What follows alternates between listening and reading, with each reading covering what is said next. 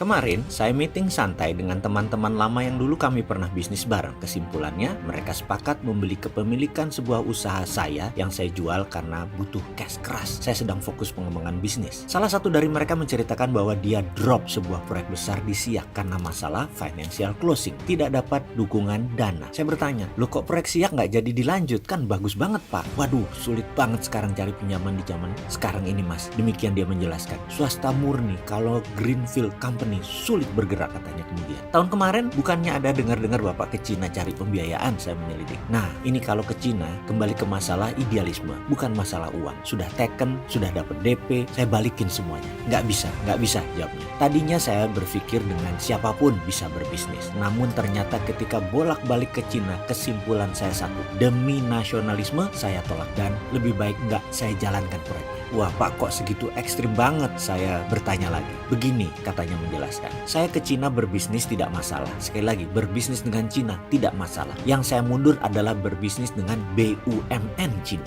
Dengan mata kepala sendiri saya melihat dan memahami setelah bolak-balik dengan mereka dalam setahun. Pertemuan demi pertemuan, diskusi demi diskusi, dan menyaksikan sendiri apa dan siapa mereka. Cina membagi dua secara global bisnisnya. Dalam negeri, swasta yang mengelola. Dan kira-kira mungkin 80%-nya swasta. Luar negeri, BUMN Cina yang bermain dan hampir 90%-nya BUMN Cina. Pemerintah dukung dana, dukung fasilitas lainnya ke BUMN Cina untuk menggarap pasar luar negeri. Bayangkan dengan 1,4 miliar manusia di Cina, maka Cina memerlukan pangan dan kerja buat penduduknya. Mereka membuat grand strategi dan policy, yaitu China is not a country, China is civilization. Jadi Cina itu bukan negara, tapi Cina itu adalah komunitas. Diaspora Cina menguasai seluruh jagat. 2-5% sebuah negara pasti diaspora Cina. Bagi mereka, Tiongkok itu melihat semua ini menjadi satu civilization. Mungkin warga negaranya udah bukan warga negara Cina, daratan, tetapi mereka dianggap satu civilization. Lalu dia melanjutkan, "Saya memperhatikan semua yang bekerja di luar Cina, dari pegawai-pegawainya BUMN Cina, semua muda-muda single, paling tua usianya 35 tahun. Target mereka jelas, karena terucap mereka itu akan dijadikan diaspora. Gak usah pulang kalau perlu. Single, kawin dengan penduduk lokal, baik Cina diaspora atau pribumi, nggak masalah. Lebih murah bagi mereka orang-orang itu tidak pulang. Targetnya seluruh dunia, setiap negara akan dimainkan diaspora Cina yang baru ini. Kalau perlu double dalam 10 tahun ke depan." Ini mungkin banyak yang tidak percaya informasi seperti ini. Tapi ini strategi Cina, ini grand plan dari Cina dan ini dimainkan bagian dari obor, One Belt, One Road. Semua orang yang bekerja di BUMN Cina di luar negeri telah mengikuti semacam wajib militer. Mereka terdidik secara militan dan mereka terdidik secara militer. Dengan pengetahuan ini saya putuskan, saya tidak akan berbisnis dengan